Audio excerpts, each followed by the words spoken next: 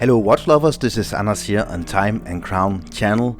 Today finally the full and detailed review of one of Seiko's newest Prospex dive watches. I did an unboxing first impressions video. You can find the link for that video down in the description or up in the right hand corner now. So let's have a closer look at this watch. This is the brand new 2025 Seiko Prospex Padi Special Edition with the reference number SRPL53K1. So this is within the newer Mini Samurai collection of watches, but this is kind of the premium version or the premium watch within the collection of these Mini Samurais. So let's have a closer look at this watch with all the pluses and the minuses and all the details. And here we are up and close with the watch. So before I give you all the specifications about this watch, let me just talk about how this watch is different from the regular collection. So they did release a red and two black versions earlier. I did review the red one. You can find the link towards that review down in the description or up in the right hand corner now up here. And then recently they released this green version as well as a blue version. But this green version is the only one within the collection of these Mini Samurai watches that is a Padi edition. So this is made to the specifications of Padi, which is the International School of Diving. It also has a different dial. This has this beautiful green sunburst dial which resembles the waves here, with the light on the upper part of the ocean, and then down here the darker coloring, because when you go down deep into the water it becomes darker.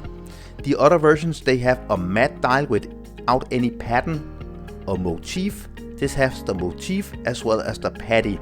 This makes this watch a little more expensive than the regular versions, and it is priced at around 670 euros. I did pay what amounts to 563 euros because I got a nice discount. So this is also the first green watch within the collection, and you see the sunburst dial here. It really gives a nice effect. You have to be quite close to the watch to see these details, but I really do enjoy these details. Just makes the watch a little more special than the regular versions. And let's talk about the specifications of the watch. You have a diameter of 41.7 millimeters from this side to this side. You have a lock-to-lock distance of 49 millimeters, and you see we don't have male end links with the bracelet, so it's the true lock-to-lock 49 millimeters. We have a thickness of 12.3 millimeters, including this very slightly raised hardlex crystal. We have a lock width here of 20 millimeters. The bracelet, it tapers down to 18. And then we have a quite big screw down crown here with some really nice knurling, so it's very easy to grip, of 6.2 millimeters. As I said, the crystal is hardlex, so that is hardened mineral crystal. Then we have a green aluminium bezel insert, 120 clicks. You see a little play, and then it kind of falls into place, and then we have no play. 120 clicks. Very satisfying click sound.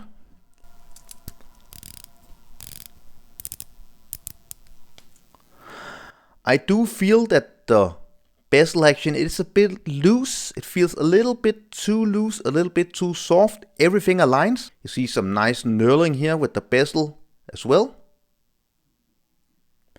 So the case, and that is why this is kind of called the Mini Samurai.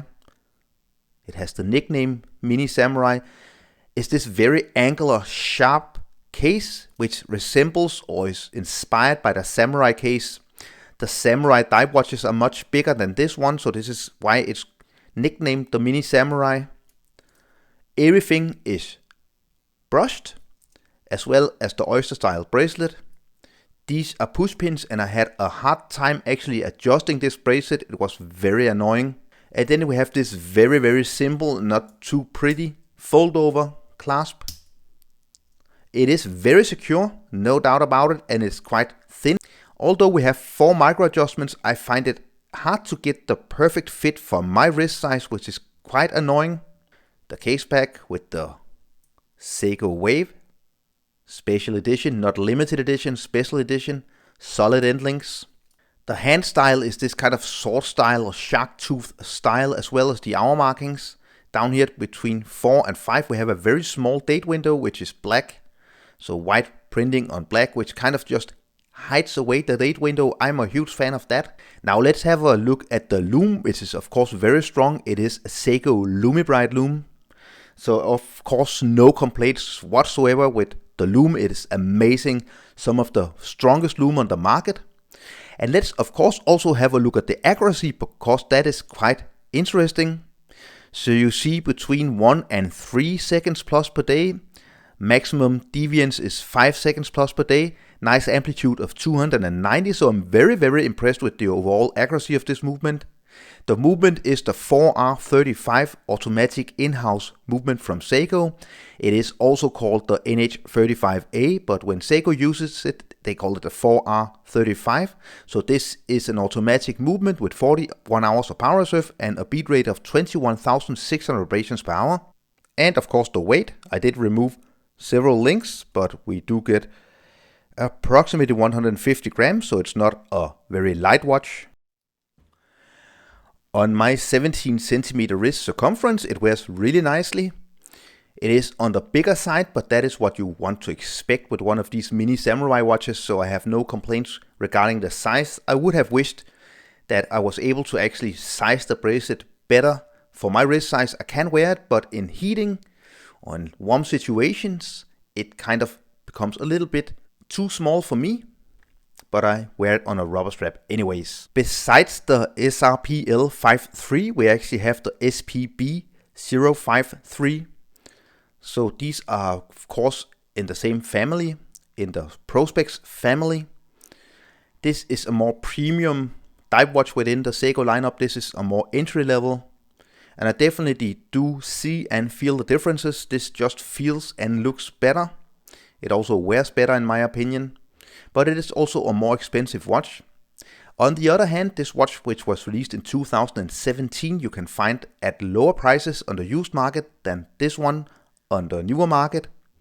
So I compare these two watches and show the two watches because it is of course a very stiff competition with a watch priced at around $700 US.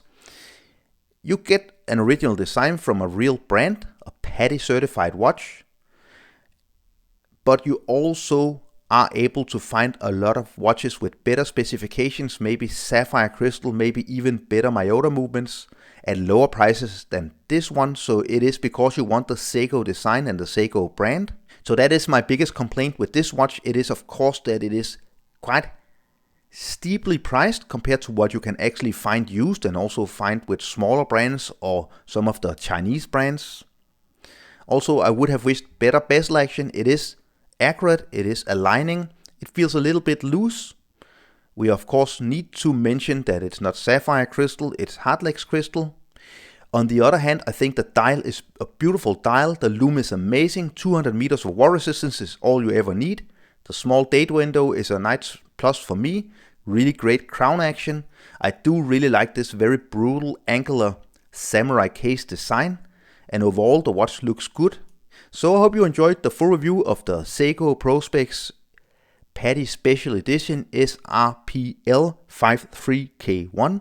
If you enjoyed it, don't forget to give this video a thumbs up, leave a comment down below, and don't forget to subscribe to my channel. Thanks a lot for watching. See you next time. Bye.